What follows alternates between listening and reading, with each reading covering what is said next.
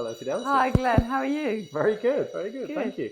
Nice to actually be here in person. I know. It's nice to meet you too. Yes, yeah. And thank you for hosting in your space here. It's been a pleasure. It's been lovely to have you. So this is the first day we've had the CLEAR team together in person. Yeah. We all work at our desks doing little bits during the day. Remotely, a lot of it's yeah. in London, and you're a farmer on the coalface, as it were. Yep, that's right. So I was thinking that maybe what we should do, because we've asked you to come along and do some podcasts for us, is to sort of talk a bit about what you've done in the past. That's what you're discussing with us, to understand where you've come from, and maybe at the same time try and get a sort of scene setting for what CLEAR would like to be getting out of these podcasts. So Sure. Okay. Shall we start with, I'm going to ask you the question that you ask, you ask all of us, which is what got you to where you are now? Right, so I had a very strong interest in food from a very early age. At one point I nearly left school to go into just straight up chef school to go and do that, and someone told me that chefs work 70 hours a week in a dark, sweaty basement, and I changed my mind. So I thought I wanted to work around food rather than that directly in it. So I went and did a degree in food science and nutrition. And the first year of my degree, the papers were coming out from the government about BSE crisis. And there was a prediction back then that we were going to suffer this incredible human public health crisis on the back of feeding grazing animals ground up spinal columns from other grazing animals. I had no idea this kind of process happened in abattoirs. And it was a process called mechanically reclaimed protein. It was literally spinning wire brushes that would strip off every last gram of anything protein-based from a carcass in an abattoir and then get put back into animal feed. So you had cows and sheep eating eyeballs and brain and spinal column from ground up cows and sheep. And that was enough to not just put me off eating meat, but to put me off working in the food industry. The other part of my degree was a part of the business that I'd never really considered, but I was being molded by that degree into making hyper palatable, ultra processed foods. So I was learning how to make Pringles and Twiglets and things like that. I was learning how to balance MSG, salt and sugar to have that insatiable appetite for these products so that you can't stop eating them. And it's all very well understood. It's very deliberately engineered that way. So I kind of fell out of love with the whole thing, the whole idea, the whole industry. It wasn't what I was interested in food for. So I went off and did something completely different. I became a commercial photographer, which is my hobby. And for 20 years, I ended up working in advertising and magazines. I gravitated towards working in sport, health and fitness. I was shooting for magazines like Men's Health, Men's Fitness. And after 25 years of doing that, I think the food thing just came back to me. And I actually started eating meat again for health reasons. 25 years of vegetarianism didn't do me very well. I was developing a few health issues that I thought possibly could be related to that. So I decided to try putting meat back into my diet. I did, and the results were almost miraculous. I felt so much better, clearer head, better body composition, better sleep, better brain function, mostly better brain function. And I wanted to understand why. So I really got back into studying, back into the books, wanted to know about nutrition. I knew nothing about agriculture at this stage, like absolutely nothing. I'd go into a farmer's market. I didn't know what all the different bits were. I didn't know what meat was. Literally, I had to start from scratch. And I think that starting from scratch gave me an inquiring mind that has led me to not stop inquiring, which is why I'm sitting here now. And it's been a wonderful voyage of discovery to get my brain into something different. And as I was coming at this with a completely blank slate, I saw all these problems. And I think seeing the problems with a fresh perspective has led me to sitting here talking to you now. So interesting, Glenn. So, I mean, I feel that if I look back at the reasons as to why we've asked you to come and sit here, is because the CLEAR campaign is incredibly focused on actually what's a very dry area of policy and business, which is getting the accurate data onto labels so that people can genuinely choose what they want from their food in terms of the environmental, social, and all the other things that go into your food making. So as an organisation, we set out to lobby the government to ensure that there is in place a system that allows for mandatory labelling of all foods entirely based on how the food is produced. So the data needs to come from the farms through the food processing system. Yeah. It's all quite dry and it's very narrow. And I think why we thought it'd be great to have you on board is because we need some stories to be told around all of this. We need some wider nuance around it all. Yeah. And there's so many interesting people who are working in the food and farming industry. And I think what's so interesting is it's passion that's brought you to this. Yeah, seat. well, And you say actually it's dry. there is You say the subject, I know what you mean by the subject itself of like a food label is quite Yeah. dry, but everything around it, it involves environment, it involves human health, it involves advertising and marketing, which of course is to me infinitely fascinating because it's what I worked in for 20 years, but it involves people and their stories. And I've got quite a strong sense of justice, I think, as well, and that's really drawn me to do this. And I think probably my first indication of where the problem was becoming aware of Pasture for Life. So Pasture for Life, I was talking to Jimmy earlier. Pasture for Life exists because the food labelling from DEFRA is completely inadequate.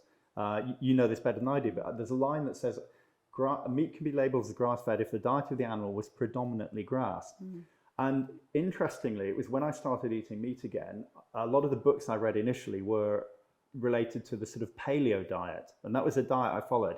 And for those that don't know, paleo is trying to eat a diet using modern foods that's as close to our ancestral diet as we possibly can. So there's a lot of emphasis on no seed oils, no refined sugars, cutting out as much as possible, particularly refined grains, refined carbohydrates, and really existing on a diet that's very local, that's seasonal, that's indigenous, I think is a good way of putting it. And a really important part of all the paleo books I read were that the meat should be non-industrial, and non-industrial means pasture-based. And the reason for that is the omega balance in the fats is completely different. So high omega-3, low omega-6, high levels of all the fat-soluble vitamins, lower saturated fat, high levels of conjugated linoleic acid, etc. Like a really different product between industrial meat and naturally raised meats. And that was like, that just tweaked my brain to think, well, supermarkets are lying. This is a complete lie. And that's the reason Pasture for Life exists. So where else is this happening? Yeah. Well, the truth is it's happening absolutely everywhere, isn't it? Yeah. I mean, there's so many terms that are meaningless. Grass-fed is just one of any number of terms that all need to be reviewed. Yeah. And it was actually the government, when it was passing the Agricultural Act in 2020, which specifically said that it would review the food labelling regulations, that CLEAR grew out of that. And I think when you talked to me in my official interview, we covered that bit, so we don't need to do it again.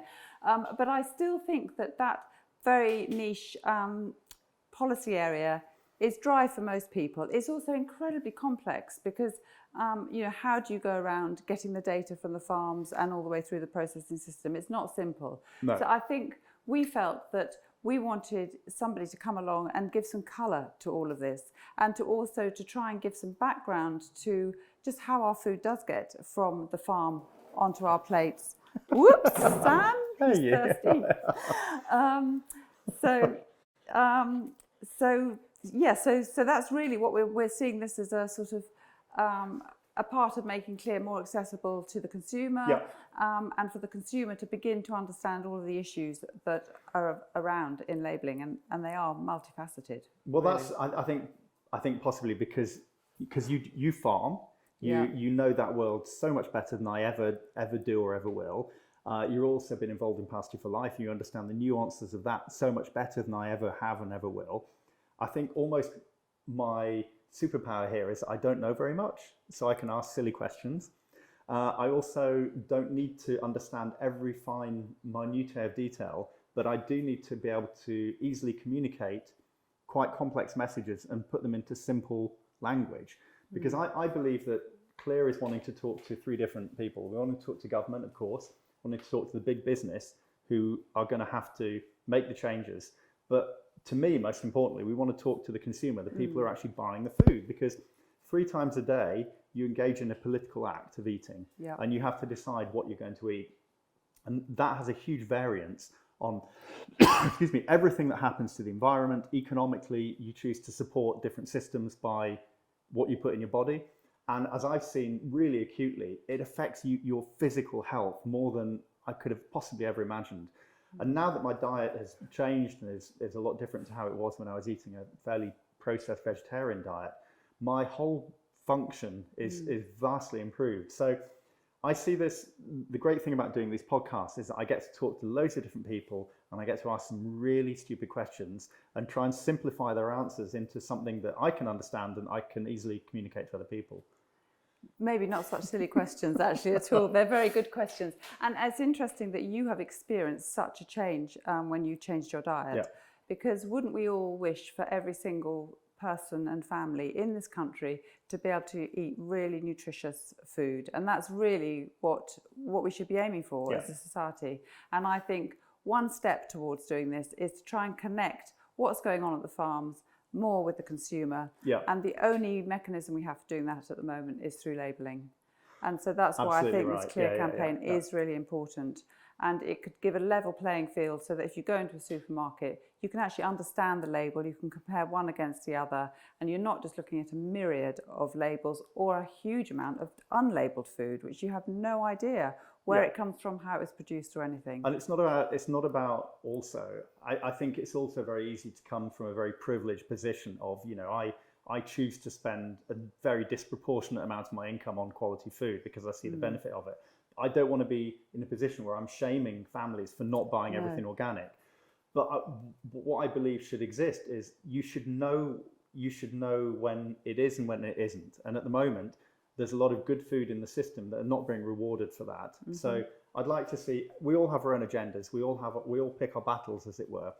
And I think every shopper should go, well, do you know what? It's really important to me that the dairy I eat is high quality. Probably more so, I'm happy buying conventional vegetables, but I really want organic dairy because I understand the difference there. I understand the difference in nutrition. I understand the difference in animal welfare. And I think we've all got to pick our battles. But at the moment, we don't know how to pick our battles when we're on the supermarket shelves. I mean, I'm pretty well informed on all this, but I still get suckered into, well, I buy free-range eggs, of course, as opposed to non-free-range eggs. But I now know that term is anywhere from amazing to meaningless. And I don't know which end of the scale it's at. So that's super frustrating. Well, and the other reason why the government should support this sort of scheme with labelling is they have said, maybe they're not going to be in power much longer, but Michael Gove famously said that the Tory government would like to leave the country environmentally in a better place when they leave government than when they came in. And they can harness the power of consumers in doing that. And the only way that you can do that is for consumers to be able to understand those, as you say, those choices which are made 3 times a day, every time you eat a meal. So Glenn, we're really looking forward to hearing all of your interviews. Well, there's lots of them. There's a few already. There's lots more to come. And really, because of the connections that CLEAR has, you guys are just able to kind of spoon feed me with all these fascinating people who all have an interest from different angles, which is super interesting. Well, let's hope that the general public find it super interesting and that we become really famous for our podcast series. Fingers crossed. So, great to have you on board. Thank you. Thank you.